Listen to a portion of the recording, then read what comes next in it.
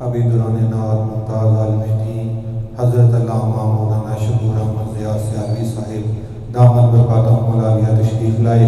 ہم آپ کے بے حد مشکور ہیں کہ آپ اپنی گو مصروفیات میں سے ٹائم نکال کے یہاں تشریف لائے۔ اللہ کریم آپ کے علم میں، عمل میں، رزق میں، عمل میں مزید ترقی اور برکت عطا فرمائے اور آپ کا سایہ تدیر ہمارے سروں پر سلامت رکھے۔ آج کا موضوع سماعت فرما لیں، شب برات میں فکر برات۔ اب میں بلا تاخیر دعوت کتاب دوں گا ممتاز عالم دین حضرت علامہ مولانا شبور احمد ضیاء سیالوی صاحب کو کہ آپ ہمائی کے قریب تشریف لائیں اور اپنے علمی، تحقیقی اور بصیرت افروز کتاب سے ہمارے قلوب و ذہان کو منور فرمائیں۔ ممتاز عالم دین حضرت علامہ مولانا شبور احمد ضیاء سیالوی صاحب دامت برکاتہم العالیہ مدرس جامعہ نظامیہ رضویہ کو۔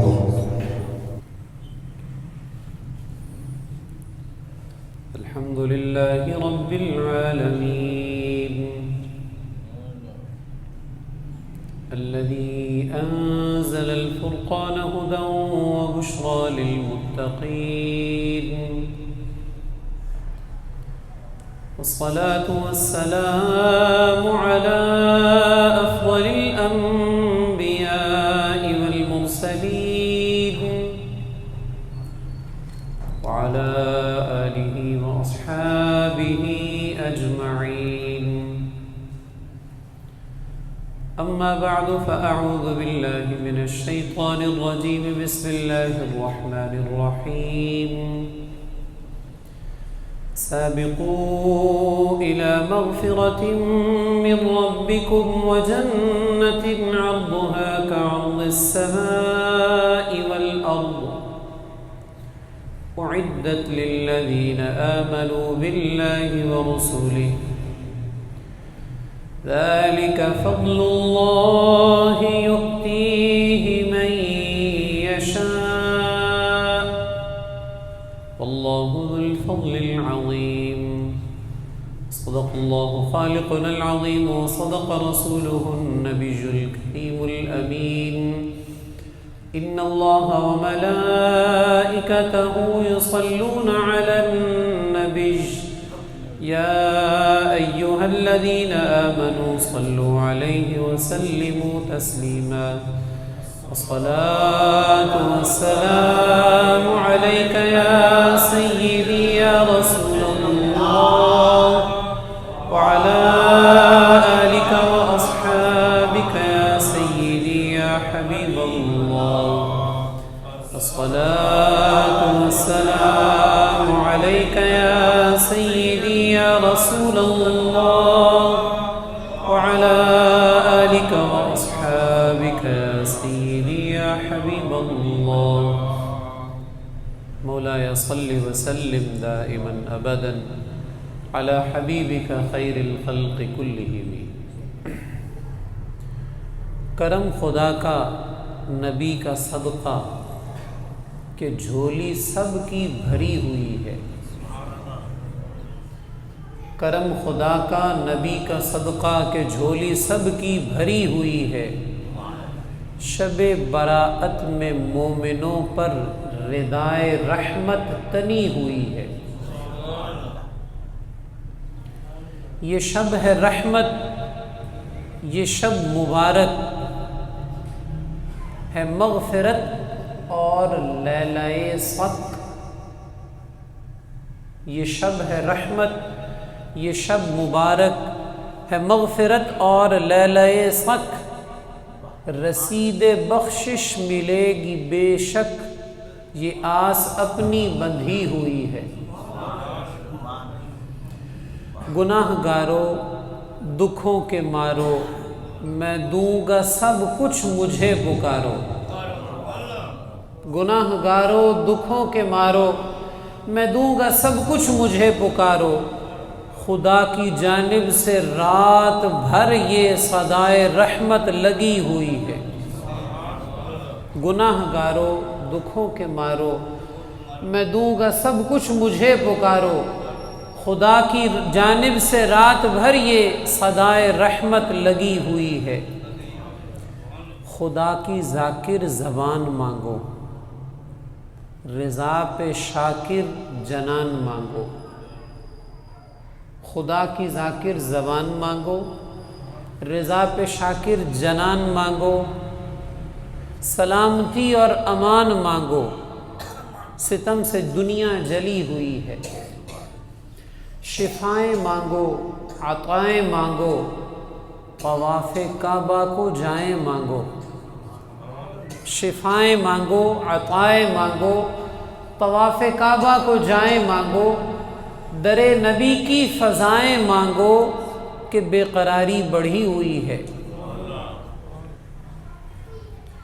اطاعتوں پر قرار مانگو، برائیوں سے فرار مانگو، اطاعتوں پر قرار مانگو، برائیوں سے فرار مانگو، سکھوں کی باد بہار مانگو، ہوائے فتنہ چلی ہوئی ہے، ہو دن میں روزہ تو شب میں سجدے، یہ نصف شعبان یوں ہی گزرے، ہو دن میں روزہ تو شب میں سجدے، یہ نصف شعبان یوں ہی گزرے، کہ اپنے اعمال کی اسی میں خدا کے ہاں حاضری ہوئی ہے۔ نہیں ہے جائز پٹاخے بازی، کرو نہ اس شب فضول خرچی، نہیں ہے جائز پٹاخے بازی، کرو نہ اس شب فضول خرچی، نہ ہوگا ایسے خدا بھی راضی، یہ رسم پھر کیوں چلی ہوئی ہے؟ خدا ہی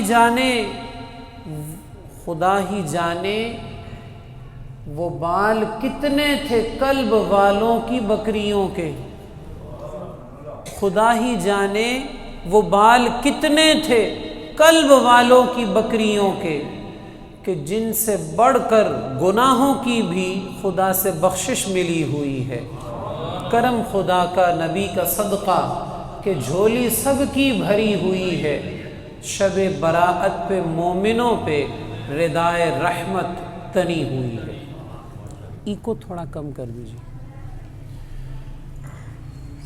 اللہ کریم جل جلالہ کا نظام ہے، انسان کا مزاج ہے، کچھ چیزوں کی طرف انسان کی توجہ نہیں ہوتی، ہو بھی تو سرسری سی ہوتی ہے، لیکن کچھ چیزیں ایسی ہوتی ہیں جن کے لیے انسان فکر مند ہوتا ہے، حساس ہوتا ہے، ان چیزوں کے بارے گہری نظر سے سوچتا ہے، ان چیزوں کو حاصل کرنے کی ہر ممکن کوشش کرتا ہے۔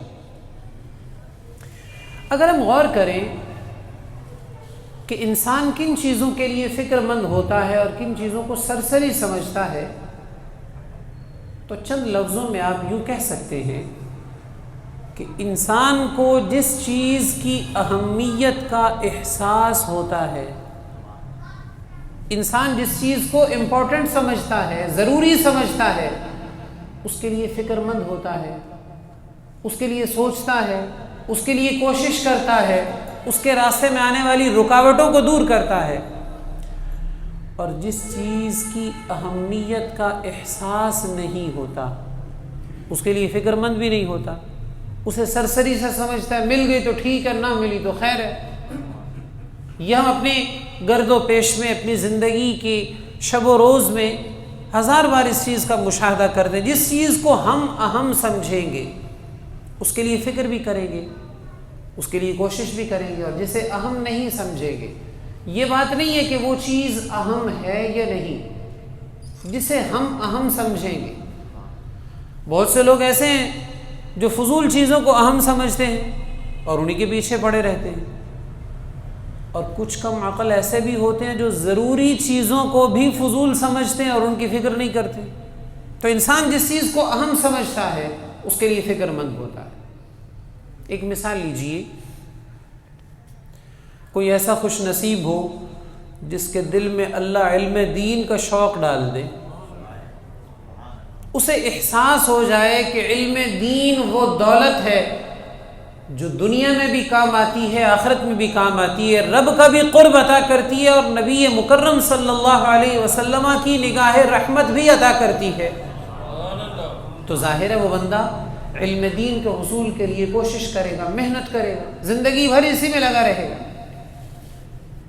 اور اس کے برعکس خدا نخواستہ کسی کے دل میں اپنے کرتوتوں کی وجہ سے دنیا کی محبت بیٹھ جائے، دنیا کی فکر لگ جائے، تو اللہ کی پناہ یہ بندہ ساری زندگی دنیا کے پیچھے ہی پڑا رہے گا، اسے دین کی فکر نہیں ہوگی، وہ دنیا کے پیچھے ہی بھاگا رہے گا، کیونکہ اس کے فکر مند ہی اس بارے میں، اس کی نظر میں اہم چیز یہ ہے۔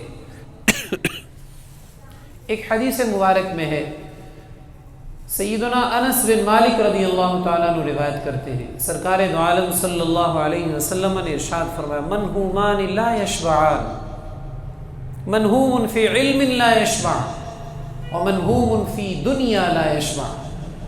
سرکار دو عالم صلی اللہ علیہ وسلم نے ارشاد فرمایا، دو حرص رکھنے والے کبھی سیر نہیں ہوتے۔ دو چیزیں ایسی ہیں ان کی تمنا جس بندے کو لگ جائے وہ کبھی سیر نہیں ہوتا۔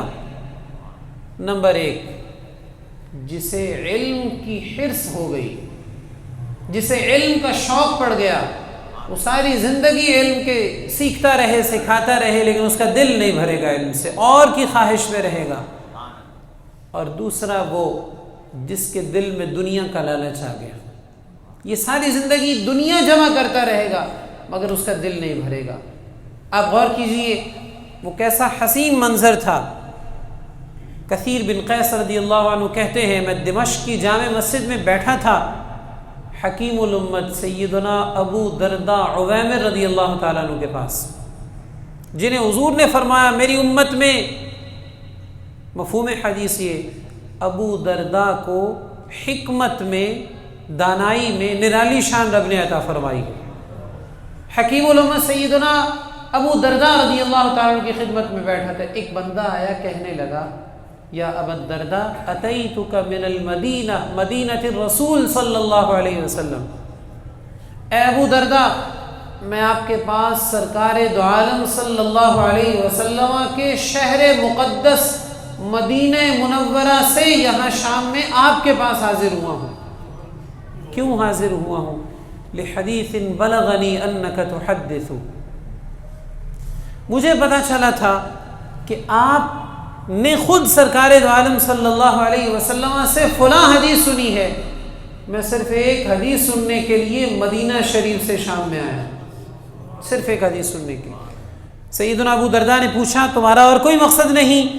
کہنے لگا کوئی مقصد نہیں، کوئی تجارت، فرما اس سائل نے کہا تجارت یا کوئی اور دنیاوی مقصد نہیں ہے، میں سرکار کے شہر سے یہاں صرف ایک حدیث سننے کے لیے آیا۔ یہ ہے جو حضور نے ارشاد فرمایا، منہومان لا یشبعان۔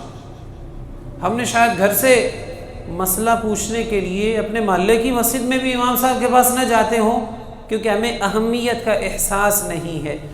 اس بندے کو معلوم تھا کہ سرکار کی زبان سے نکلی ہوئی بات کتنی قدر رکھتی ہے، اور اس بندے کی زبان سے سننا جس نے اپنے کانوں سے حضور کی زبان اقدس سے سنا ہے، اس کی کیا اہمیت ہے۔ اس کی نظر میں اہمیت تھی، اس نے مدینہ منورہ سے، حضور کے شہر مبارک سے سفر کر کے شام کے کیپٹل دمشق میں سیدنا ابو درداء کے پاس حاضر ہوا اور حدیث سنی۔ اور ایسے ہی دنیا دار کا بھی حال ہے۔ آپ دیکھ لیجئے جس کے دل میں معاذ اللہ دنیا کی محبت آ گئی، وہ صبح شام دنیا کے پیچھے ہے۔ اور آج جو ہماری صورتحال ہے یہ وہی ہے جو حضور نے ارشاد فرمایا، یأتی علی الناس زمان لا یبال المرء ما اخذ منه امن الحلال ام من الحرام۔ سرکار دو عالم صلی اللہ علیہ وسلم نے فرمایا لوگوں پر ایک وہ بھی وقت آئے گا جب بندے کو پرواہ ہی نہیں ہوگی کہ مال کہاں سے حاصل کیا ہے، حلال ذریعے سے حاصل کیا ہے یا حرام طریقے سے حاصل کیا، پرواہ ہی نہیں کرے گا بندہ۔ کیوں؟ دنیا کی فکر ہوگی، دنیا کا لالچ ہوگا، دنیا کی حرص ہوگی۔ تو ابھی تک جو میں گفتگو کر رہا ہوں اس میں ایک پوائنٹ سامنے رکھا ہے، انسان جس چیز کو اہم سمجھتا ہے اس کے لیے کوشش کرتا ہے، اور جس چیز کو اہم نہیں سمجھتا اس کے لیے فکر مند نہیں ہوتا۔ پھر انسان جس چیز کو اہم سمجھے، اس کے لیے فکر مند ہو، وہ کوشش کرتا ہے کہ اسے حاصل کرنے کا کوئی موقع ہاتھ سے نہ جانے پائے، اسے حاصل کرنے کا کوئی چانس مس نہ کرے، جیسے جہاں سے ملے اسے ضرور حاصل کرے۔ کتنا خوش نصیب ہے وہ بندہ جس کے دل میں رب اس بات کی فکر ڈال دے کہ میں بخشا جاؤں۔ کتنا خوش نصیب ہے وہ بندہ جس کے دل میں یہ بات بیٹھ جائے کہ میرے لیے دنیا و آخرت میں بہت اہم، بہت ضروری اور بہت امپورٹنٹ بات یہ ہے کہ میرا رب مجھے معاف فرما دے، میری مغفرت ہو جائے، میری بخشش ہو جائے۔ جس بندے کو یہ فکر لگ جائے گی، ظاہر ہے وہ بخشش کا کوئی موقع ہاتھ سے نہیں جانے دے گا۔ اس بندے کو پتہ چلے فلاں جگہ رب کا کوئی نیک بندہ رہتا ہے، اس کے پاس جاؤں، اس سے دعا کرواؤں، میری بخشش ہو جائے۔ اسے پتہ چلے گا فلاں جگہ پر کوئی اجتماع ہو رہا ہے، کوئی محفل ہو رہی ہے، وہاں لوگ رب کی بارگاہ میں ذکر و اذکار کریں گے، حضور کی باتیں کریں گے، مجھے بھی وہاں پہنچنا چاہیے، ہو سکتا ہے وہاں جا کے بخشش ہو جائے۔ اسے پتہ چلے کہ رات کے فلاں پہر میں رب تعالیٰ جل مجدہ العزیز خود پکار کے فرماتا ہے کوئی بخشش مانگنے والا ہے کہ میں اسے بخش دوں، وہ بھاگم بھاگ اس پہر میں اٹھے گا، تیاری کرے گا، اس لیے کہ اسے فکر ہے میں بخشا جاؤں۔ جس بندے کو اپنی بخشش کی فکر ہے، اس کے لیے شب براءت اپنا مقصود حاصل کرنے کا بڑا حسین موقع ہے۔ بخشش کی چاہت رکھنے والے کو، بخشش کے لیے فکر مند ہونے والے کو بڑا حسین موقع ہے کہ وہ شب براءت ویسے گزارے جیسے شریعت نے سکھایا ہے، رب کی بارگاہ میں یوں حاضر ہو، ویسے التجا کرے جیسے دین نے سکھایا ہے۔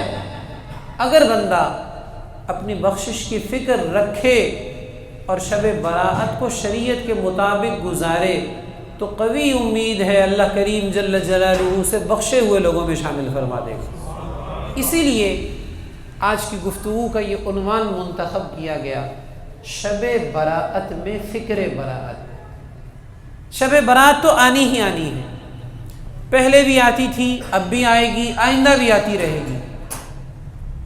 شب براءت کے ذکر سے بھی مقصود یہ ہے کہ ہمارے دل میں فکر براءت پیدا ہو جائے، ہمیں اس بات کا شوق لگ جائے، فکر پیدا ہو جائے کہ ہم نے اپنی بخشش کرانی ہے، یہ ہماری زندگی کا بہت اہم کام ہے، یہ ہو گیا تو سب ہو جائیں گے اور یہ نہ ہوا تو پھر کچھ بھی نہیں۔ چنانچہ اسی عنوان سے آپ کے سامنے چند باتیں کرنے کی سعادت حاصل ہوگی۔ بسم اللہ۔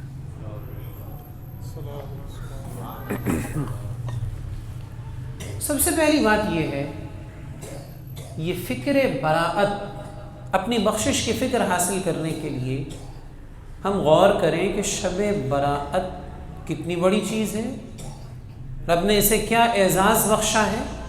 صرف لفظ پر غور کیجئے، لفظ شب براءت کا معنی کیا ہے۔ یہ دو الفاظ ہیں، ایک شب ہے، ایک براءت ہے۔ لفظ شب کا معنی رات ہے، عربی میں لیلتن کہتے ہیں، اردو میں رات کہتے ہیں، فارسی میں شب کہتے ہیں۔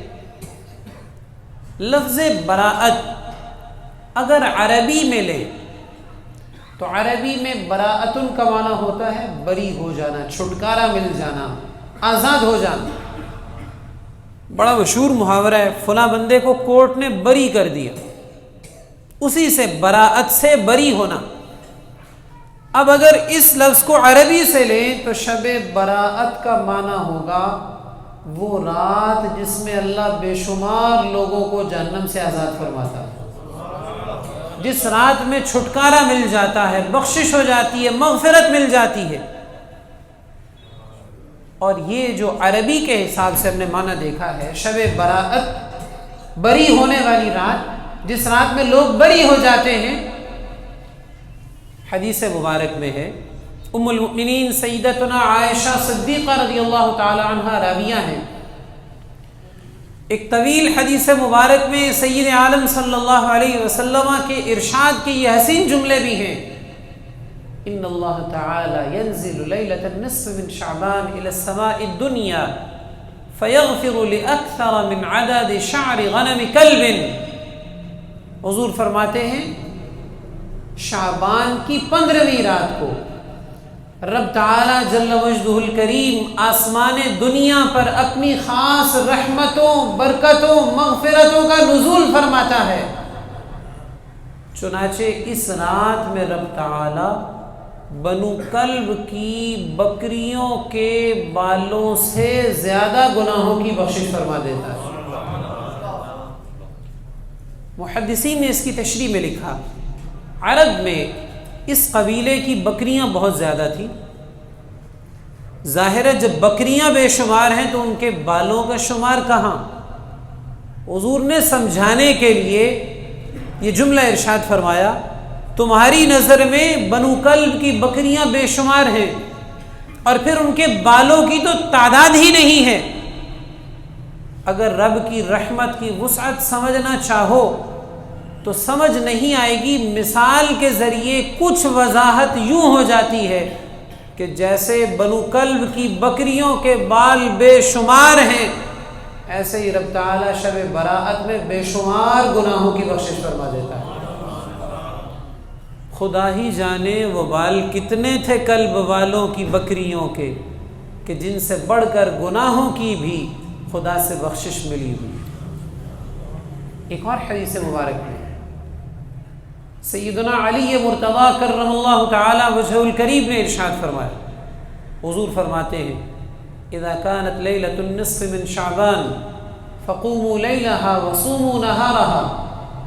شعبان کی 15ویں رات آئے تو رات میں قیام کرو، عبادت کرو، دن کو روزہ رکھو. اس لیے کہ غروب آفتاب ہوتے ہی رب کی خاص رحمتوں کا آسمان دنیا پر نزول ہوتا ہے اور رب کی طرف سے یہ اعلان کیا جاتا ہے، ندا کی جاتی ہے الا من مستغفر لی فاغفر لہ. مجھ سے معافی مانگنے والا کوئی ہے کہ میں اسے بخش دوں. کیسی رحمت ہے کہ بخشنے والا خود بلا رہا ہے مجھ سے بخشش مانگنے والا کوئی ہے کہ اسے بخش دوں. الا مسترزق فارزقہ. کوئی رزق کا طلبگار ہے کہ میں اسے روزی عطا کروں. الا مبتلا فاعافیہ. کوئی مصیبت میں مبتلا ہے کہ اسے عافیت عطا کروں. الا کذا الا کذا. مختلف حاجتوں کا رب ذکر کرتا ہے. اس حاجت کا طلبگار ہے کوئی، اس حاجت کا طلبگار ہے کوئی، میں اسے عطا کروں. حتی یطلع الفجر. حضور فرماتے ہیں غروب آفتاب سے یہ سلسلہ شروع ہوتا ہے، رب کی طرف سے اعلان ہونا شروع ہوتا ہے اور طلوع فجر تک رحمتوں کا یہ سلسلہ جاری رہتا ہے. گناہ گارو، دکھوں کے مارو، میں دوں گا سب کچھ مجھے پکارو. خدا کی جانب سے رات بھر یہ صدائے رحمت لگی ہوئی. یہ شب براءت اگر ہم عربی والے براءت سے لیں، وہ رات جس میں لوگ بری ہوتے ہیں، جس میں بخشش ہوتی ہے، مغفرت ہوتی ہے. اور اگر ہم اسے فارسی کے لفظ برات سے لیں تو فارسی میں برات کا معنی ہوتا ہے نصیب، مقدر، جس کو عربی میں تقدیر بھی کہتے ہیں. اردو میں بھی ایک محاورہ ہے، بلکہ پنجابی میں یہ زیادہ استعمال ہوتا ہے، اللہ برات چنگی کرے. برات چنگی کرے یعنی نصیب اچھا فرما دے، تقدیر اچھی فرما دے. اب اگر اس کو فارسی والے لفظ برات سے لیں تو پھر شب برات کا معنی ہوگا وہ رات جس میں تقدیر کے فیصلے ہو جاتے ہیں، جس میں مقدر کے اور حکمتوں والے کاموں کے فیصلے کر دیے جاتے ہیں. اس حوالے سے یہ بات ذہن میں رہے کہ تقدیر کی تحریر کے کئی مراحل ہیں. ایک ہے وہ تقدیر جو لوح محفوظ میں لکھی ہے، یہ بہت پہلے سے لکھی جا چکی ہے.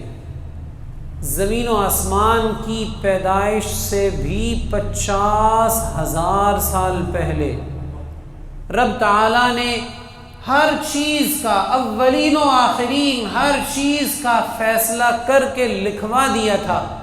حدیث میں 50,000 کا فگر مذکور ہے، اور اسے کثرت بھی مراد ہو سکتی ہے کہ بہت پہلے یہ لوح محفوظ میں لکھی ہے۔ پھر تقدیر کا ایک مرحلہ ہوتا ہے جب بچہ پیدائش کے مراحل سے گزر رہا ہوتا ہے، 120 دن گزرنے کے بعد، شکم مادر میں 120 دن گزرنے کے بعد ایک فرشتہ لوح محفوظ سے تقدیر کو نقل کر کے، وہاں سے کاپی کر کے ایک الگ جگہ پر لکھ کر، اس بچے کی یہ سیپریٹ تقدیر ہوتی ہے جو پیدا ہونا ہے ابھی، یہ 120 دن پہلے اس کی پیدائش کے مراحل میں 120 دن گزرنے کے بعد ہو جاتا ہے۔ ایک تقدیر کی تحریر کا مرحلہ وہ بھی ہے جو مدبرات الامر فرشتوں کے لیے ہوتا ہے۔ کچھ فرشتے ہیں جن کی رب تعالیٰ نے ڈیوٹیاں لگا رکھی ہیں، وہ نظام کائنات چلاتے ہیں۔ قرآن مجید نے ان کے لیے مدبرات الامر کا لفظ استعمال فرمایا ہے۔ ان فرشتوں کے لیے ایک سالانہ رجسٹر تیار ہوتا ہے۔ ہر سال کی یوں سمجھیے کہ جو کاروائی پورے سال میں ہونا ہوتی ہے، اس کے لیے انہیں دے دیا جاتا ہے پہلے سے کہ آنے والے سال میں یہ ہوگا۔ ایک قول کے مطابق اس رجسٹر کے لکھنے کا آغاز شب برات میں ہوتا ہے، اور لیلۃ القدر میں اس کی تکمیل کر کے اسے فرشتوں کے حوالے کر دیا جاتا ہے۔ چونکہ اس رات میں تقدیر کی تحریر کا، جو مدبرات الامر کے لیے رجسٹر ہیں، ان کی تحریر کا آغاز ہوتا ہے، تو اس مناسبت سے اسے شب برات بھی کہا جاتا ہے۔ فارسی والا لفظ برات لیں تو پھر اس کا معنی یہ تقدیر کے فیصلے اور حکمت والے کاموں کے فیصلے والی رات۔ اور قرآن مجید کی ایک آیت کریمہ میں ایک تفسیر کے مطابق یہی مراد ہے، حامیم والکتاب المبین انا انزلناہ فی لیلۃ مبارکہ انا کنا منذرین فیہا یفرق کل امر حکیم۔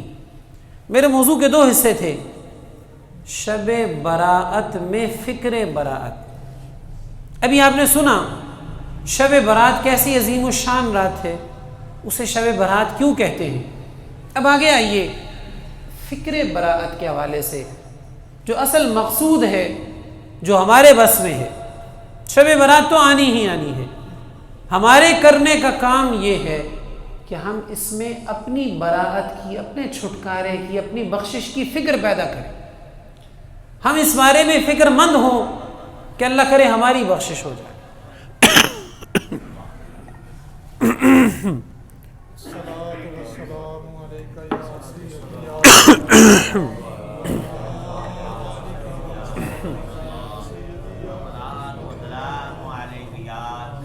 فکر براءت کے حوالے سے اگر میں یہ کہوں تو یہ بے جا نہ ہوگا کہ فکر براءت جتنی زیادہ ہونی چاہیے ہم اس سے اتنا ہی غافل ہیں۔ بلکہ اگر یوں کہہ لیا جائے کہ اصل میں فکر مند ہونے کی شے ہے ہی یہ، وہ بات جس کے لیے بندے کو فکر مند ہونا چاہیے وہ تو ہے ہی یہ، اس لیے کہ فکر مند بندہ اس کام کے لیے ہو، اس چیز کے لیے ہو جو اس کے کام آنی ہے، جو اس کے لیے ضروری ہے۔ دنیا کی ساری دولت جمع کر لی، بنگلے بنا لیے، کوٹھیاں بنا لیے، انبار لگا دیے دولت کے، سوئس بینکوں میں تجوریاں جمع کر لی، آنکھ بند ہونے کی دیر ہے، ان میں سے کچھ بھی کام نہیں آئے گا۔ کام قبر میں یہی بات آئے گی کہ وہاں فرشتے آ کر یہ خوشخبری سنائیں کہ رب نے تجھے بخش دیا۔ تو پھر اہم بات تو یہ ہے، ضرورت تو اس چیز کی ہے، امپورٹنٹ تو یہ بات ہے جس کے لیے انسان کو فکر مند ہونا چاہیے۔ رب تعالی جل وجہہ العزیز نے قرآن مجید میں اسی بات کے لیے فکر مند ہونے اور اس کی اہمیت سمجھنے اور اس کے لیے کوشش کرنے کا حکم دیتے ہوئے ارشاد فرمایا، وَمَا الْحَيَاةُ الدُّنْيَا إِلَّا مَتَاعُ الْغُرُورِ۔ آیات کریمہ کا کچھ حصہ میں پڑھ رہا ہوں۔ رب تعالیٰ فرماتا ہے دنیا کی زندگی تو صرف دھوکے کا سامان ہے۔ جو بندہ دنیا کا ہی ہو کر رہ جاتا ہے، آخرت کو بھول جاتا ہے، وہ دھوکے میں ہے۔ دنیا کی زندگی دھوکے کا سامان ہے۔ اور اس سے آگے فرمایا سابقوا الی مغفرۃ من ربکم وجنہ، لوگوں اپنے رب کی طرف سے ملنے والی جنت اور مغفرت کی طرف ایک دوسرے سے آگے بڑھو۔ یہ نہیں کہ صرف کوشش کرو، کمپٹیشن، مسابقہ، مقابلہ، ایک دوسرے سے آگے بڑھنے کی کوشش، یوں سمجھیے کہ ریس لگی ہے۔ اور کس بات کی؟ ایک بندہ کہے میں وہ کام زیادہ کروں گا جن کی وجہ سے رب بخش دیتا ہے، میں وہ کام زیادہ کروں گا جس کی وجہ سے رب تعالیٰ جنت عطا فرماتا ہے۔ دوسرا کہے نہیں، میں آگے بڑھنے کی کوشش کروں۔ وہ سیدنا فاروق اعظم اور سیدنا صدیق اکبر کا مسابقہ بڑا مشہور ہے۔ جناب فاروق اعظم کے دل میں خواہش تھی آگے بڑھوں، لیکن نہیں بڑھ پا رہے تھے، اور ایک دن سوچا آج تو بڑھ ہی جاؤں گا، مگر اس دن بھی سابق جناب صدیق اکبر ہی رہے۔ یہ ہے سابقوا الی مغفرۃ من ربکم، صرف کوشش نہیں، آگے بڑھو، دوسروں سے آگے نکلنے کی کوشش کرو۔ کس بات کی طرف؟ الی مغفرۃ من ربکم، اس بات کی طرف کہ رب تمہیں بخش دے، اور اس بات کی طرف کہ رب تمہیں وہ جنت عطا فرمائے جس کی وسعت زمین و آسمان سے بھی زیادہ ہے۔ ساتوں زمین اور ساتوں آسمان ملا دیے جائیں تو ان کی وسعت اتنی نہیں ہے جتنی رب تعالیٰ نے جنت وسیع بنائی ہے۔ سمجھانے کے لیے کاف تشبیہ کا وجنت عرضها كعرض السماء والارض، فرمایا اعدت للذین آمنوا باللہ ورسلہ، یہ جنت رب نے ان کے لیے تیار کی ہے جو رب پر بھی ایمان رکھتے ہیں اور رب کے سارے رسولوں پر بھی ایمان رکھتے ہیں۔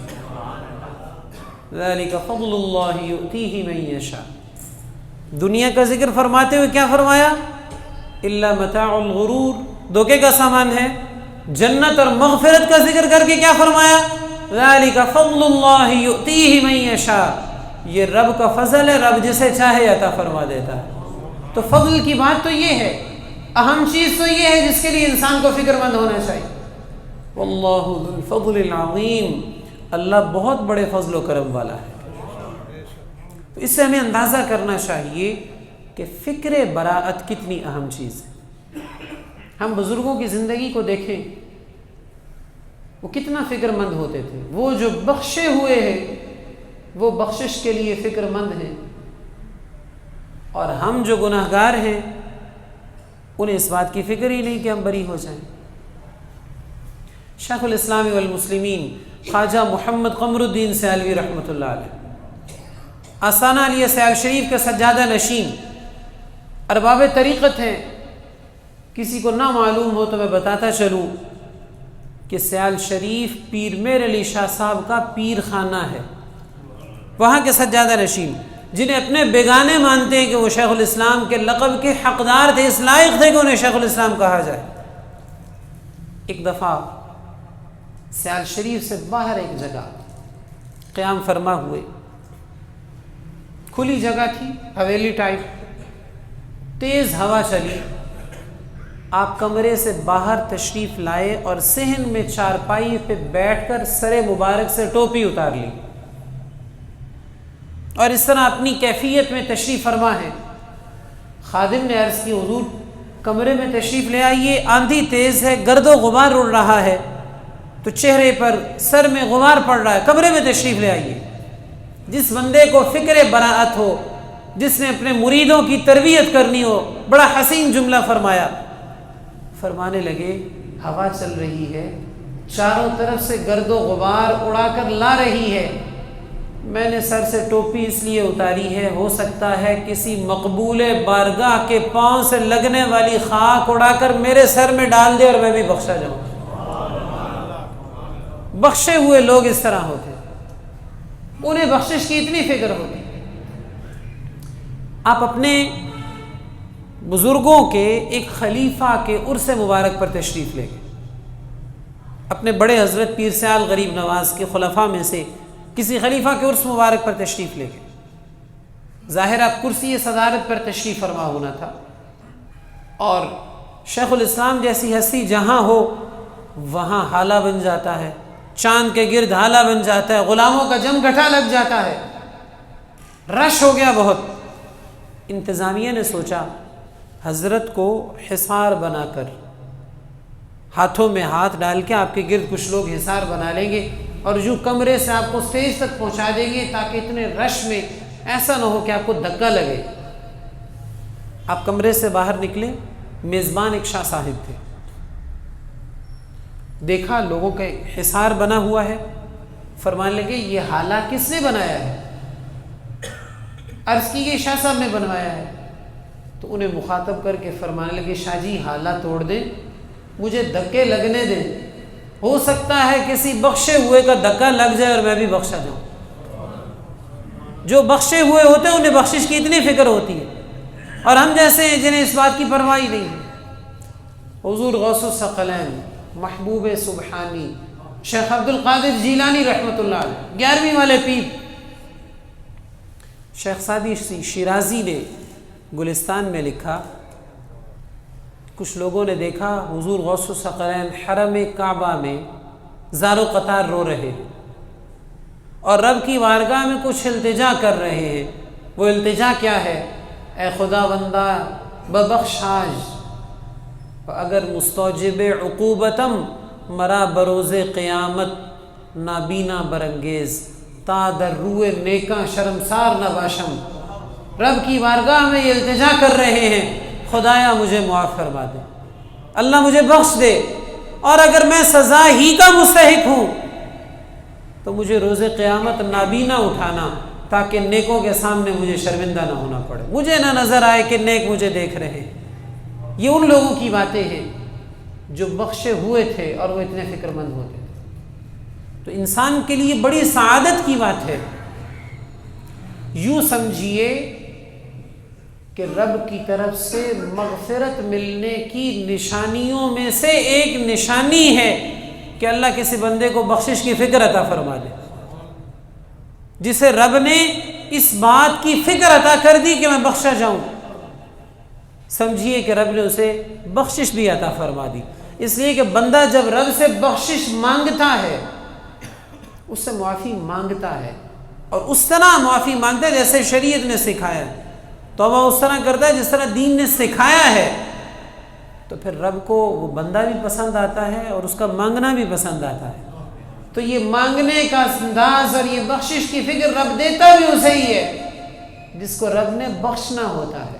تو اللہ ہمیں فکر براءت بھی نصیب کرے اور بخشش بھی عطا فرمائے۔ جس بندے کو فکر براءت ہے اس کے لیے شب برات بڑا حسین موقع ہے۔ ایک بزرگ کے پاس کوئی بندہ گیا، کہنے لگا یہ طلب کیا ہوتی ہے؟ لفظ طلب بڑا معروف ہے، کہتے ہیں میں فلاں کا مرید ہوں، میں فلاں کا طالب ہوں۔ طالب علم، مانگ، چاہت، خواہش، آرزو، تمنا، یہ طلب کیا ہوتی ہے؟ سچی طلب کی کیا نشانی ہے؟ بزرگوں نے فرمایا رات ہمارے پاس رہو، صبح بتائیں گے۔ کہتے ٹھیک ہے جی۔ انہوں نے اپنے خدام سے فرمایا اس بندے کو کھانا دینا ہے، خوب نمک لگا کے مچھلی دینی، اور پانی پینے کے لیے نہیں دینا، اور کھانا کھا لے تو ایک کمرے میں بند کر کے کنڈی لگا دینی ہے، دروازہ نہیں کھولنا ساری رات۔ ایسا ہی ہوا، اسے خوب نمک لگا کر مچھلی دی گئی، پانی نہیں دیا گیا۔ اب ظاہر ہے نمک کھایا ہو پیاس تو لگنی ہے، اور پانی نہ پیا ہو تو اور شدید ہوگی۔ اس بندے نے بڑا شور مچایا، پانی دو، دروازہ کھٹکھٹایا، مگر اسے خدام کو حکم تھا دروازہ نہیں کھولنا۔ رات ایسے ہی گزری، صبح حضرت کی خدمت میں حاضر ہوا، فرمایا رات کیسی گزری؟ کہنے لگا بڑا برا سلوک کیا آپ کے خدام نے، نمک لگا کے مچھلی کھلائی ہے اور پھر پانی بھی نہیں دیا۔ اچھا پھر کیا ہوا؟ بس ہونا کیا تھا، ساری رات جب تک جاگتا رہا منہ پہ پانی پانی تھا، اور جب سویا تو پانی کے ہی خواب تھے۔ جب تک جاگتا رہا منہ پہ پانی پانی تھا، اور جب سویا تو پانی کے ہی خواب آتے رہے۔ بزرگوں نے فرمایا تمہیں کہا تھا صبح جواب دیں گے، یہ جو تم نے کہا ہے نا یہی سچی طلب ہوتی ہے، اسی کو فکر کہتے ہیں۔ تو جس بندے کو فکر براءت لگ گئی، جس بندے کو اس بات کی اہمیت کا احساس ہو گیا کہ بخشا جانا کتنی بڑی سعادت ہے اور یہ کتنی ضروری چیز ہے، وہ جب تک اس کی آنکھ کھلی ہو زبان پہ یہی ہوتا ہے اللہ مجھے بخش دے، استغفر اللہ، اللہ مجھے بخش دے، اور سوتا ہے تو یہی خوابیں آتی ہیں، کبھی مدینہ شریف کی خواب آ رہی ہوتی ہے، کبھی مکہ شریف کی خواب آ رہی ہوتی ہے، تو ظاہر ہے انسان جو سوچتا ہے، جو فکر ہوتی ہے، خوابیں بھی ویسی ہی آتی ہیں۔ اچھی سوچ ہو تو اچھی خوابیں آتی ہیں، بری سوچ ہو تو بری خوابیں آتی ہیں۔ تو یہ ہے سچی طلب جو بزرگوں نے سکھایا کہ ایسے طلب ہونی چاہیے۔ انسان کو اپنی بخشش کے لیے یوں فکر مند ہونا چاہیے۔ شب براءت میں فکر براءت کے حوالے سے ایک اہم بات یہ بھی سمجھنے کی ہے کہ انسان جس چیز کے لیے فکر مند ہو اس کے راستے میں آنے والی رکاوٹوں کو بھی دور کرتا ہے۔ میں ایک چیز کی چاہت رکھتا ہوں تو ظاہر ہے اس کے راستے میں اگر کوئی رکاوٹ ہے تو مجھے اسے دور کرنا ہے۔ جب تک رکاوٹ دور نہیں ہوگی تب تک کوشش کامیاب نہیں ہو سکتی۔ آسان سی مثال لیجئے، ایک تالاب میں چوہا گر کر مر گیا، تالاب ناپاک ہو گیا، سارا تالاب خالی کر کے دوبارہ بھر گیا مگر چوہا نہیں نکالا، تو تالاب تو پاک نہیں ہوگا، اس لیے کہ جو رکاوٹ ہے پاک ہونے میں اسے دور نہیں کیا گیا۔ بزرگ فرماتے ہیں تخلیہ تحلیہ سے پہلے ہوتا ہے۔ کیا مطلب؟ جس چیز کو آراستہ کرنا ہے، ڈیکوریٹ کرنا ہے، خوبصورت کرنا ہے، سجانا ہے، پہلے وہاں سے صفائی کریں گے، گند باہر نکالیں گے تو ڈیکوریشن ہوگی نا۔ ایک دفعہ پھر ذرا میری طرف دیکھ کے سمجھیے گا، جس چیز کو خوبصورت کرنا ہے، جس کو سجانا ہے، سنوارنا ہے، پہلے اسے گند نکالیں گے تو صفائی ہوگی تو اس کے بعد سجایا جائے گا نا۔ گند بھرا ہو تو سجاوٹ تو نہیں ہو سکتی۔ تو ایسے ہی بخشش کے راستے میں جو رکاوٹ ہے اسے دور کرنا پڑے گا۔ اور آپ کو پتہ ہے بخشش کے راستے میں رکاوٹ کیا ہے؟ قربان جائیں آقا و مولا صلی اللہ علیہ وسلم پر، آپ نے ہمیں یہ بھی بتایا کہ شب براءت میں کون سے لوگ بری ہو جاتے ہیں اور کتنی بڑی تعداد میں بری ہو جاتے ہیں، اور یہ بھی بتایا کہ کون سے بد نصیب رہ جاتے ہیں، تاکہ بندہ کوشش کرے اور ان لوگوں سے ان کاموں سے دور رہے جن کی وجہ سے انسان بخشش سے محروم ہو جاتا ہے۔ وہ کون سے لوگ ہیں؟ جو توبہ، سچی توبہ، شریعت کے مطابق توبہ کیے بغیر اس رات بھی نہیں بخشے جاتے۔ احادیث مبارکہ میں بہت سے افراد کا ذکر ہے، اگر خلاصتاً کہیں، ماں باپ کا نافرمان، سود کھانے والا، شراب کا عادی، بدکاری پر اصرار کرنے والا، رشتہ داروں سے قطع تعلقی کرنے والا، چغل خور، ظالمانہ ٹیکس لینے والا، کاہن یعنی ستاروں کی چاند سے مستقبل کی باتیں بتانے کا دعویٰ کرنے والا، فالیں نکالنے والا، ہاتھوں کی لکیریں دیکھنے والا، کاہن، تو اس طرح کے لوگ وہ بد نصیب ہیں جو سچی توبہ نہ کریں تو اس رات بھی نہیں بخشے جائیں۔ اور اگر ہم غور کریں تو ہمارے معاشرے میں، بلکہ ہم دوسروں کی کیا بات کریں، اپنے بارے میں ہی بات کریں، تو یہ جرائم تو ہم میں سے بھی اکثر کرتے ہیں۔ ماں باپ کی فرما برداری کے حوالے سے جو آج معاشرے کی صورتحال ہے وہ کسی سے مخفی نہیں ہے۔ قرآن و سنت میں والدین کی اطاعت، ان کا حکم ماننے، ان کی فرما برداری کرنے، ان کا عزت و اکرام کرنے کے حوالے سے جتنے واضح احکام ہیں، ایک مسلمان کم از کم سوچ بھی نہیں سکتا کہ اللہ تعالیٰ جل مجدہ العزیز کے ہاں والدین کی فرما برداری کتنی اہم چیز ہے، اس کے خلاف کرنے کا سوچ بھی نہیں سکتا۔ ابھی حضور شیخ الاسلام خواجہ محمد قمر الدین سیالوی علیہ الرحمہ کی بات ہو رہی۔ ایک مرتبہ آپ لاہور تشریف لائے کسی بیمار کی عیادت کے لیے، 1981 میں آپ کا وصال ہے، 1981 میں، تو اس کا مطلب ہے یہ واقعہ اس سے کچھ سال پہلے کا ہوگا، اور اس وقت ٹرانسپورٹ کی ذرائع آمد و رفت کی اور اسی طرح رابطوں کی اس طرح جدید سہولیات نہیں تھی. کچھ پیچھے، کچھ 40 سال پیچھے چلے جائے، 50 سال پیچھے چلے جائیے. ایک بیمار کی تیمارداری کے لیے لاہور تشریف لائے. شام کو فرمانے لگے میں نے سیال شریف واپس جانا ہے. گاڑی پہ واپس تشریف لے گئے. صبح دوبارہ آ گئے پھر عیادت کے لیے. لوگ حیران ہیں، اگر آنا تھا تو جانے کی ضرورت نہیں تھی، اور تشریف لے گئے تو پھر چند دن وہاں رہتے پھر آ جاتے. آپ نے اس تجسس کا جواب دیتے ہوئے فرمایا اصل میں ہوا یوں تھا کہ میں نے وہاں سے آتے ہوئے والدہ سے صرف رات تک کے لیے اجازت لی تھی، تو اس لیے واپس چلا گیا اور رات کو جا کے اماں جی سے دوبارہ آنے کی اجازت لی اور پھر آ گیا ہوں. یہ ہے والدین کی فرما برداری. والدہ نے حکم نہیں دیا کہ رات سے پہلے ضرور واپس آنا، بلکہ اجازت میں نے صرف اتنی لی تھی. جنہوں نے کچھ پایا ہے ان کی زندگی کے انداز یوں ہوتے. آج ہمیں ضرورت ہے سامعین و حاضرین میں سے اگر کوئی بندہ ایسا ہے جس کے ماں باپ اس سے ناراض ہیں تو اسے چاہیے شب براءت میں سچی توبہ کرے، اور سچی توبہ تب ہوگی جب والدین کو منا لے. حتیٰ کہ خدا نخواستہ والدین اس سے ناراض دنیا سے چلے گئے ہیں تو ان کے لیے ایصال ثواب کرے، ان کی قبر پر حاضری دے، ان کے لیے دعائے بخشش کرے.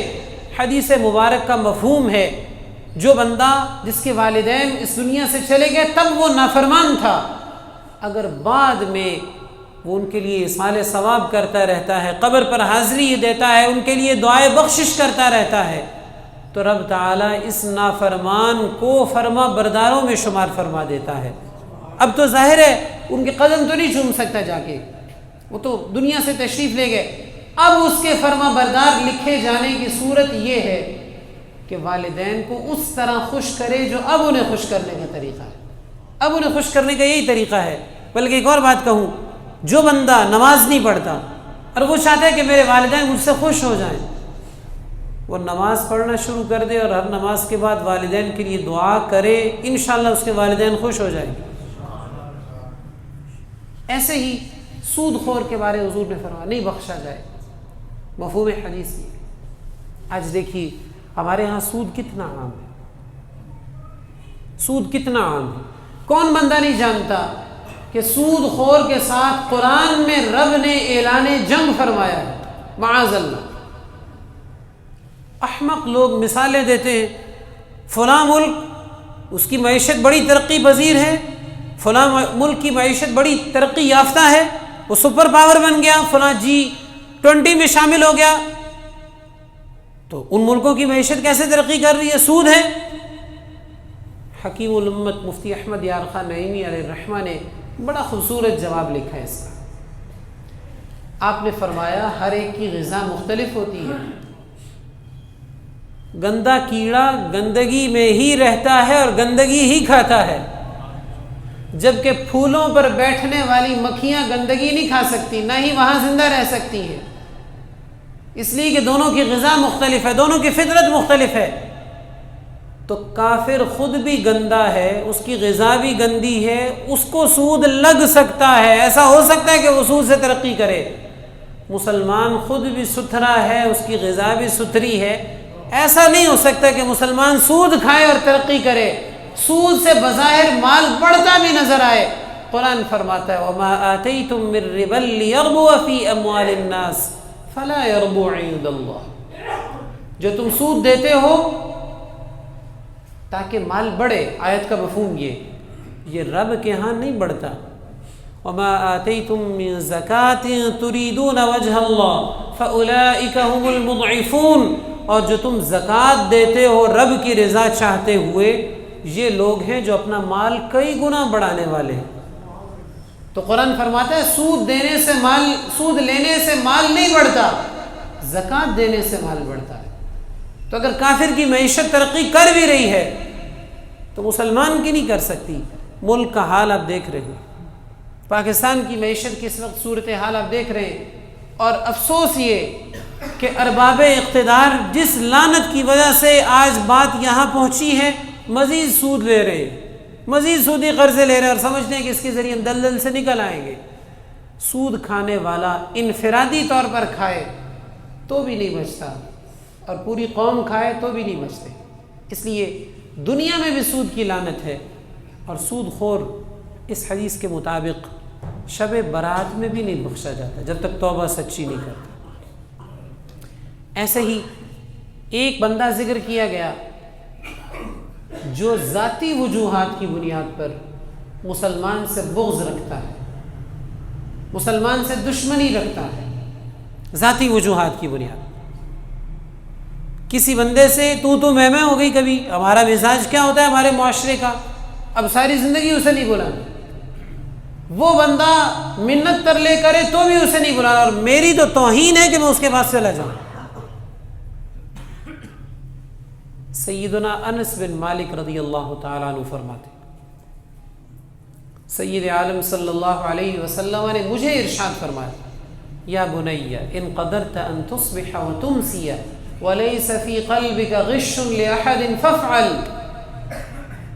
پیارے بیٹے، حضرت انس کو حضور فرما رہے، پیارے بیٹے اگر ایسا کر سکو کہ صبح ہو یا شام تیرے دل میں کسی مسلمان کے بارے کھوٹ نہ ہو تو ایسا ضرور کرنا۔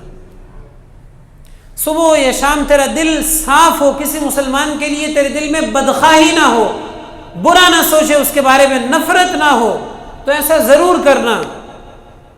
فرمایا ذالک من سنتی ومن احب سنتی فقد احبنی۔ انس یہ میری سنت ہے، یہ میرا طریقہ ہے، میرے دل میں کسی کے بارے کھوٹ نہیں ہوتا، اور جس نے میری سنت سے محبت کی اس نے مجھ سے محبت کی۔ سچا عاشق رسول وہ ہے اس حدیث کی روشنی میں جو حضور کی سنت سے پیار کرنے والا ہے۔ ومن احبنی کان معی فی الجنہ، حضور فرماتے ہیں جس سے اللہ نے میری محبت عطا فرما دی، اللہ اسے جنت میں میرا ساتھ بھی عطا فرمائے گا۔ تو مسلمان کے بارے دل میں نفرت نہیں ہونی چاہیے، ذاتی وجوہات کی بنیاد پہ کسی مسلمان سے بغض نہیں، اس کی بدخواہی نہیں۔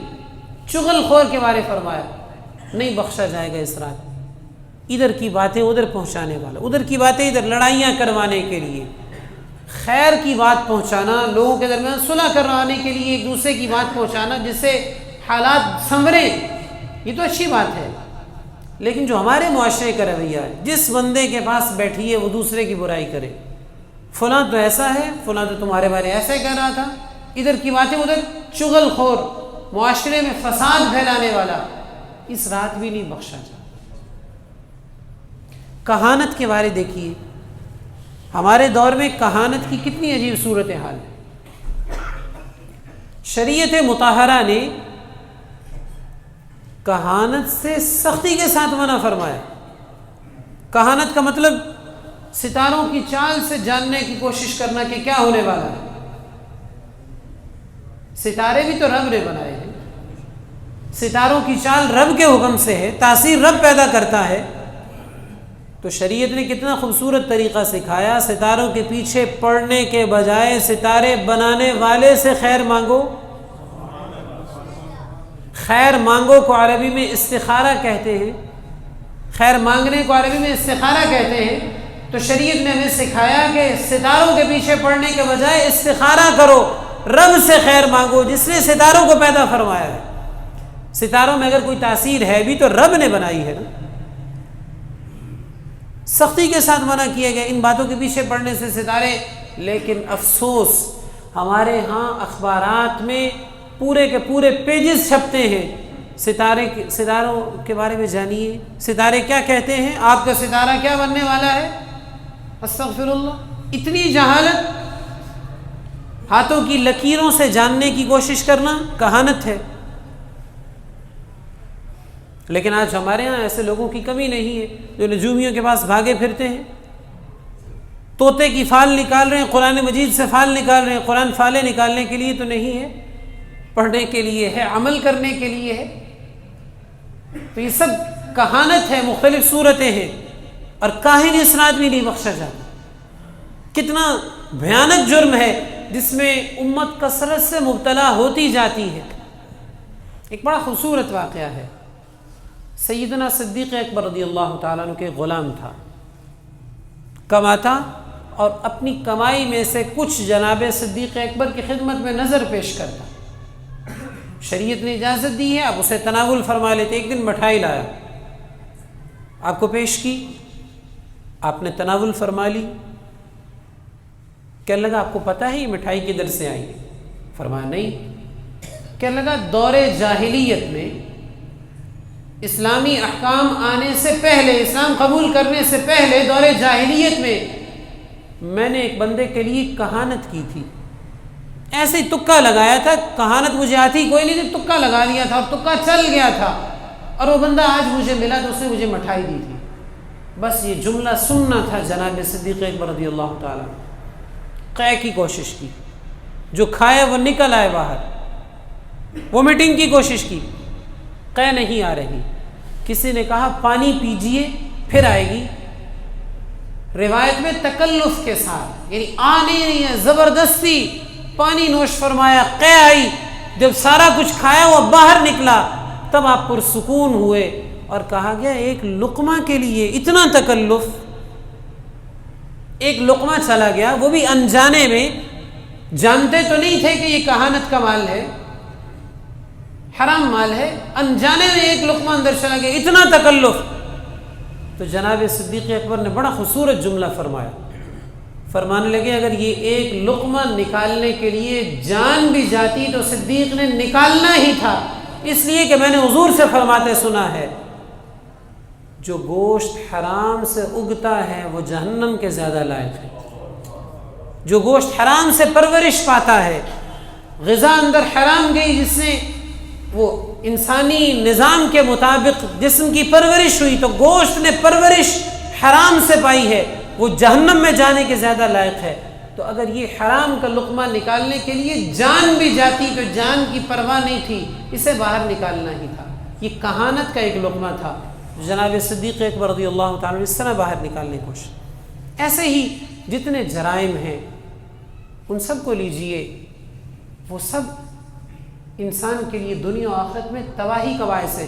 اور جو میری گفتگو کا موضوع ہے شب براءت میں فکر براءت، فکر براءت کے لیے ضروری ہے کہ انسان کی براءت میں جو چیزیں رکاوٹ ہے، ذخیرہ اندوزی ہے، مسلمانوں کو نقصان پہنچانا ہے، مسلمانوں کی بدخواہی ہے، ظالمانہ ٹیکس لینا ہے،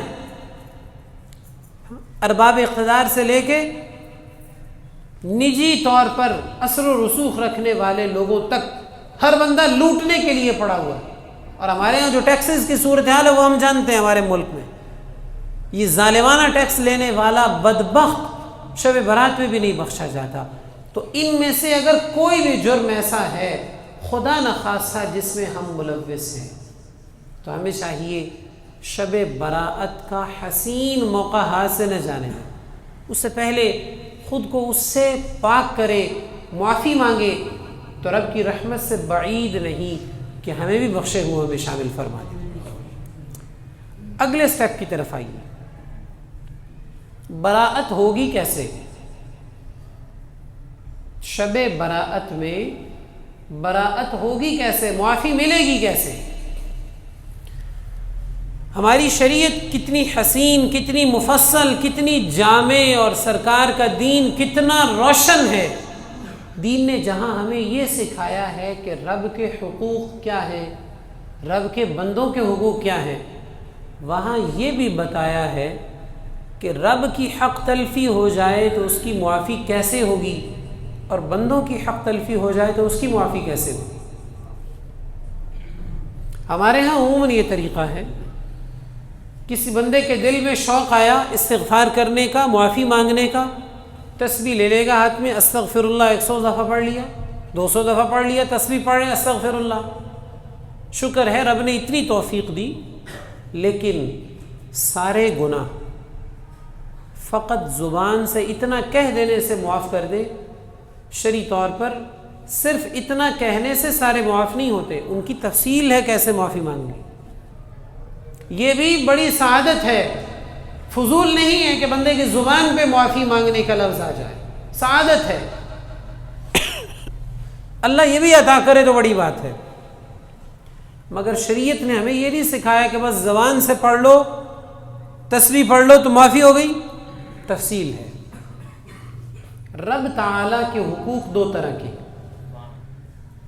کچھ حقوق وہ ہیں جن کا تعلق عبادات سے ہے، نماز ہے، روزہ ہے، حج ہے، زکوٰۃ ہے، دیگر عبادات ہیں جو شریعت نے لازم کی ہیں، یہ رب کا حق ہے اور انہیں پورا کرنا ہے۔ اگر ان میں سے کوئی حق رہ گیا تو اس کی معافی، اس کی براءت اور اس کے بارے میں استغفار کا شرعی طریقہ یہ ہے کہ بندہ جو ہو چکا اس کی معافی مانگے اور ساتھ ساتھ اس کی قضا بھی کرے۔ نماز رہ گئی، اس کی توبہ یہ ہے کہ رب سے معافی مانگے، یا اللہ میں نے غلط کیا، مجھے اعتراف ہے، میں شرمندہ ہوں، آئندہ نماز نہیں چھوڑوں گا، اور جو پہلے چھوٹ گئیں ان کی قضا بھی کروں گا۔ ایسے ہی روزہ ہے، حج ہے، زکوٰۃ ہے، خدا نخواستہ کسی نے زکوٰۃ پچھلے سالوں میں نہیں دی، واجب تھی، فرض تھی، پھر بھی نہیں دی، تو اب اس کی معافی یوں ہے کہ توبہ بھی کرے اور ساتھ میں اسے ادا بھی کرے۔ اور لمبی چیز ہے، مثال کے طور پر معاذ اللہ ایسا ہوا کہ کسی بندے کی کئی سالوں کی نمازیں رہتی ہیں اور اب اللہ نے اسے توفیق دی، توبہ کر لی، تو نیت رکھے زندگی رہی تو روزانہ اتنی قضا کرتا رہوں گا، مثال کے طور پر ہر نماز کے ساتھ ایک قضا کرتا جاؤں گا روزانہ، اور اللہ نے زندگی دی تو پوری قضا کر لوں گا۔ یہ ہے توبہ، ان چیزوں کے بارے جو حقوق اللہ سے ہیں اور ان کا تعلق عبادات سے ہے۔ اور کچھ وہ حقوق ہیں اللہ تعالیٰ کی جن کا تعلق عبادات سے نہیں ہے،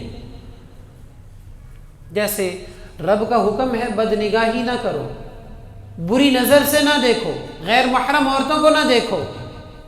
اگر کوئی بندہ معاذ اللہ ایسا کرتا ہے تو وہ رب کا حق چھوڑ رہا ہے۔ رب کا حکم ہے جھوٹ نہ بولو، خدا نخواستہ کوئی بندہ جھوٹ بولتا ہے، رب کا حق چھوڑ رہا ہے، لیکن اس کا تعلق عبادات سے نہیں ہے، اس کی معافی کے لیے قضا نہیں ہے، اس کی معافی یہی ہے کہ گزشتہ کا اعتراف کرتے ہوئے شرمندگی کے ساتھ معافی مانگ لے اور آئندہ نہ کرے، آئندہ نہ کرنے کا عزم کرے، پختہ وعدہ کرے نہیں کروں گا، معافی ہو جائے گی انشاءاللہ۔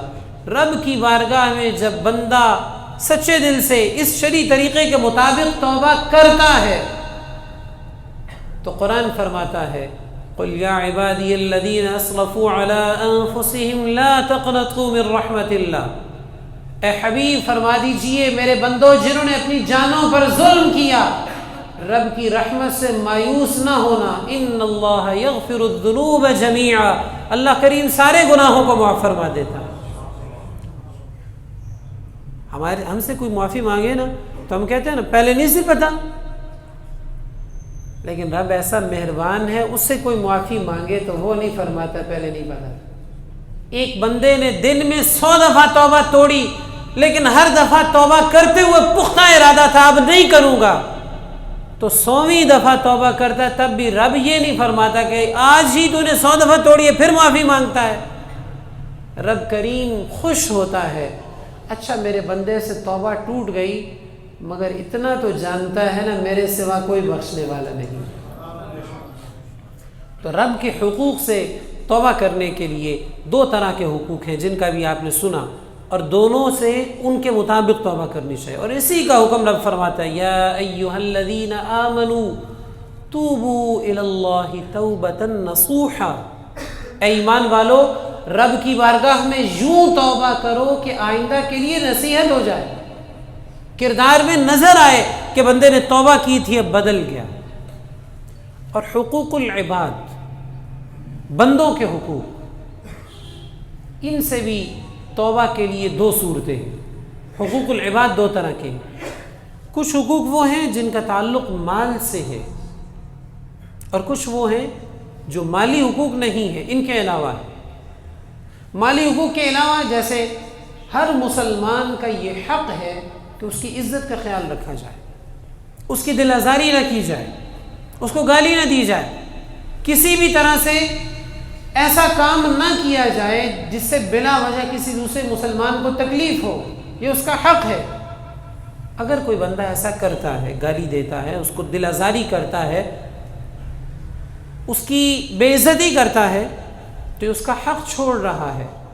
اس کی معافی یہ ہے کہ اللہ کریم سے بھی توبہ کرے، معافی مانگے، اور اس بندے سے بھی معافی مانگے جس کا حق چھوڑا ہے۔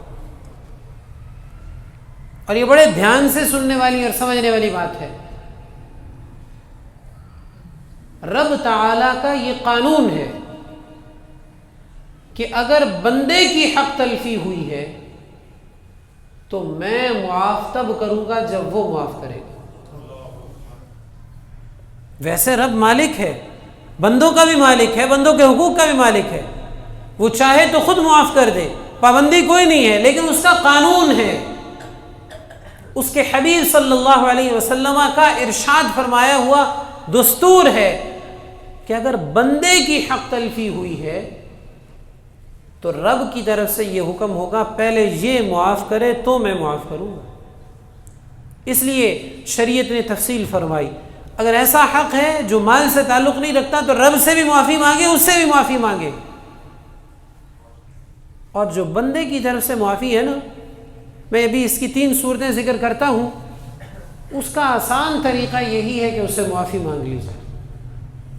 اور اگر اس کا تعلق مال سے ہے، کسی کی حق تلفی کی ہے مالی حوالے سے، جیسے کسی سے چیز خریدی لیکن اس کے پیسے ادا نہیں کیے، کسی سے قرض لیا مگر دبا لیا، اس کو ادا نہیں کیا، کسی بندے سے کام کروایا کسی مزدور سے لیکن اس سے اجرت نہیں دی، اور اس طرح کے مالی حقوق ہیں، کسی کے گرے ہوئے پیسے اٹھا لیے اس تک پہنچائے نہیں۔ جو بھی کسی کا مالی حق ہے، اس کی توبہ یہ ہے کہ رب سے بھی معافی مانگے اور اس بندے کو اس کا حق لوٹائے، اس کے پیسے اسے ادا کرے، اور اگر ادا نہیں کر سکتے اس سے معافی مانگے، اسے کہلوائے کہ میں نے آپ کو معاف کیا۔ اور یہاں پہ یہ بات ذہن میں رہنی چاہیے کہ رب تعالیٰ جل مجدہ العزیز کی طرف سے یہ اصول ہے، میں تب معاف کروں گا جب جس کا حق چھوڑا ہے وہ معاف کرے۔ اور وہ کیسے معاف کرے گا؟ سب سے آسان صورت یہ ہے کہ بندہ اس کے پاس جا کر حق دے دے یا معاف کروا لے۔ اگر ایسا نہیں کرتا تو دوسری صورت یہ ہے کہ قیامت کے دن اپنی نیکیاں دے یا اس کے گناہ اپنے سر لے، معاذ اللہ۔ بھاگنے نہیں دیا جائے گا اس دن، غیر حاضری نہیں ہو سکتی کہ بندہ کہے میں سامنے نہیں آؤں گا۔ یہ بھی نہیں ہو سکتا کہ بندہ دنیا میں وڈیرا تھا، تگڑا تھا، سمجھتا تھا مجھے کوئی کچھ کہہ نہیں سکتا، اور قیامت کے دن بھی تگڑا ہوگا۔ وہاں کچھ بھی نہیں ہوگا، یہ سب تکبر، یہ مونچھیں، یہ تاؤ، یہ ذات پات، میں شیخ ہوں تو فلاں ہوں تو میں ایم پی ہوں ایم این اے، سب یہاں رہ جائے گا۔ وہاں تنے تنہا جانا ہوگا، کوئی پروٹوکول نہیں ہوگا، اور کہا جائے گا ادھر رب کی عدالت میں ٹھہرو، فلاں کا حق دو یا اپنی نیکیاں دو یا اس کے گناہ اپنے سر لو۔ اور یہ بھی آرزو نہ رکھی جائے، امید نہ کی جائے کہ اس دن اس سے معافی مانگ لیں گے۔ حدیث مبارک میں ہے، سرکار دو عالم صلی اللہ علیہ وسلم نے ارشاد فرمایا، انہ یکون للوالدین علی ولدہما حق فاذا كانت یوم القیامہ یتعلقان بہ۔ ایسا بھی ہوگا کہ والدین کا بچوں پر حق ہوگا، قیامت کے دن والدین اپنے بچے سے کہیں گے میرا حق دو، تقاضا کریں گے نیکیاں دو، گناہ لو، کچھ ایک تو کرو۔ اللہ اکبر۔ حضور فرماتے ہیں بچہ کہے گا انا ولدکما، میں تمہارا بیٹا ہوں، مجھے معاف کر دو، بچہ ہوں تمہارا، غلطی ہو گئی مجھ سے، بیٹا ہوں آپ کا۔ وہ والدین جن کی محبت سب سے خالص ہوتی ہے، وہ ماں جو جان قربان کرنے والی ہوتی ہے، وہ والد جس سے بڑھ کر اپنے بچے کو پیار دینے والا کوئی نہیں ہوتا۔ حضور فرماتے ہیں قیامت کے دن ان کی تمنا ہوگی کاش ہمارا حق زیادہ ہوتا، یعنی اس کی زیادہ نیکیاں ہمیں ملتی ہیں، ہمارے زیادہ گناہ ہی اپنے سر لیتا۔ 100 دینے تھے اس نے، کاش 500 دینے ہوتے تاکہ اتنے زیادہ نیکیاں ہمیں حاصل ملتی۔ 1000 دینا تھا، 10,000 دینا ہوتا اس نے ہمارا، تاکہ اتنے زیادہ گناہ ہمارے ہی اپنے سر لیتے۔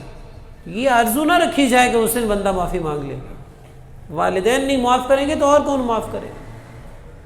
اور تیسری صورت یہ ہوگی، رب کسی پہ مہربانی کرے، رب کسی پہ مہربانی کرے تو جس کا حق دینا ہے اس کو فرمائے یہ مجھ سے لے لو اور اسے معاف کر دو، مجھ سے یہ لے لو اور اسے معاف کر دو، تب بھی وہ بندہ معاف کرے گا تو رب معاف فرمائے گا۔ رب سے لے کر وہ بندہ کہے گا میں نے اسے معاف کیا تو رب تعالیٰ معاف فرمائے گا۔ تو حقوق العباد جن کا تعلق مال سے ہے ان کی توبہ یہ ہے کہ مال ادا کیا جائے، اور جن کا تعلق مال سے نہیں ان کی براءت معافی یہ ہے کہ اس بندے سے معافی مانگی جائے اور رب تعالیٰ کی بارگاہ میں بھی توبہ کی جائے۔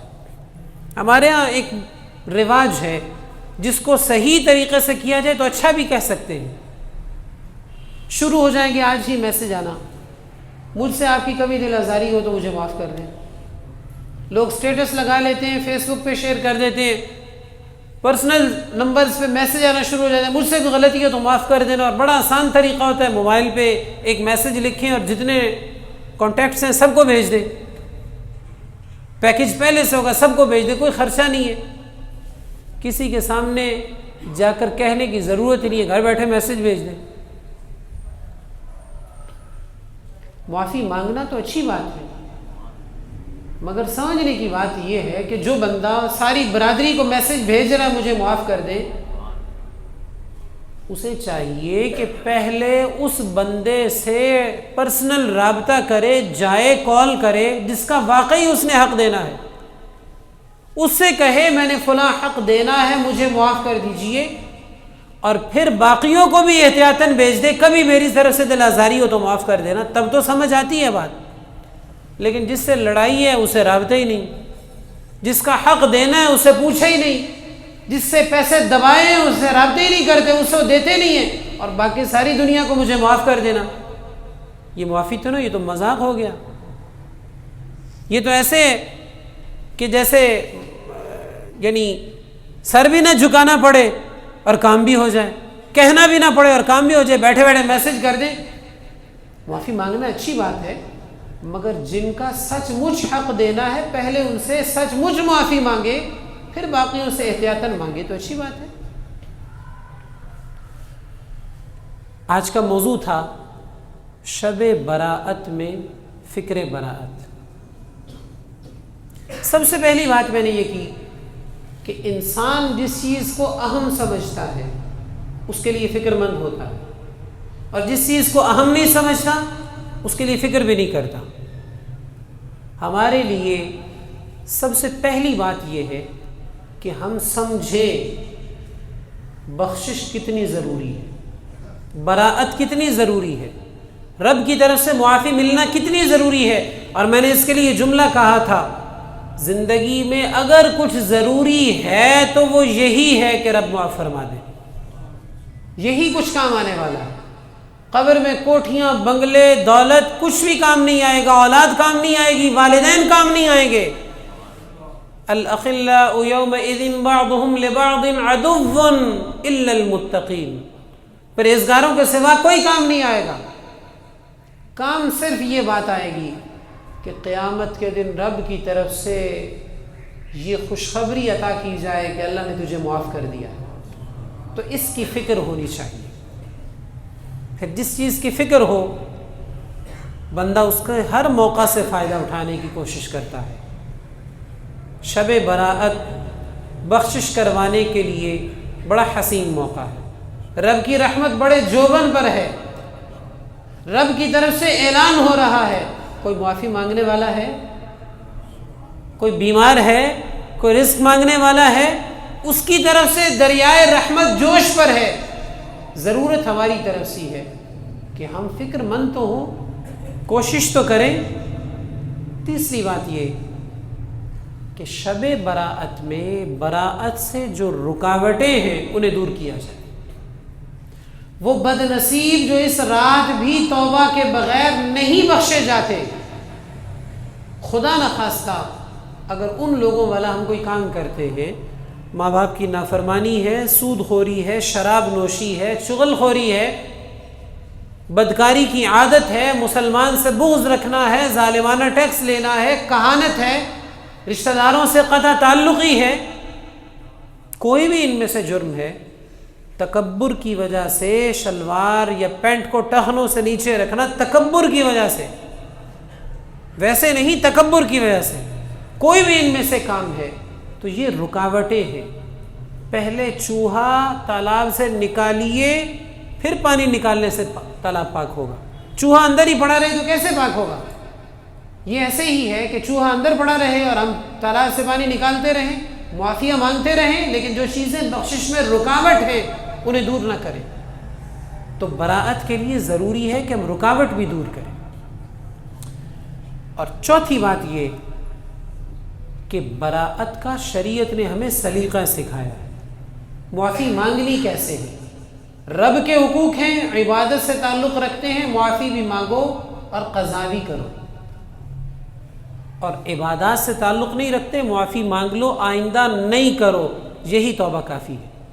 بندوں کے حقوق ہیں، مال سے تعلق رکھتے ہیں، اس کا مال اسے واپس کرو، رب سے بھی معافی مانگو، اس سے بھی معافی مانگو. اور مال سے تعلق نہیں رکھتے تو رب سے بھی معافی مانگو، اس سے بھی معافی مانگو. یہ شریعت کے مطابق طریقہ ہے. اور شریعت کے مطابق بندہ توبہ کرے تو 100 سالوں کے بھی جرم ہوں، ایک دفعہ، بس ایک دفعہ اس کے مطابق رب سے معافی مانگتا ہے تو رب یہ نہیں فرماتا 100 سال تے میری نافرمانی کرتے رہے تو معافی منگنی. رب کی طرف سے یہ پیغام کبھی نہیں ملتا. اس کے دروازے سے شریعت کے مطابق مانگنے والے کو کبھی خالی نہیں موڑا جاتا. حدیث کا مفہوم ہے، حضور فرماتے ہیں جب بندہ رب کی بارگاہ میں یوں ہاتھ اٹھاتا ہے تو اللہ اپنی شان کے مطابق اپنے بندے کے ہاتھ خالی موڑنے سے حیا فرماتا ہے. اپنی شان کے مطابق حیا فرماتا ہے کہ بندے نے میرے سامنے ہاتھ پھیلائے ہیں، میں نہیں اس کے ہاتھوں میں خیر ڈالوں گا تو کون ڈالے گا، میں اسے کچھ عطا نہیں کروں گا تو کون عطا کرے گا. اور پھر آخری بات،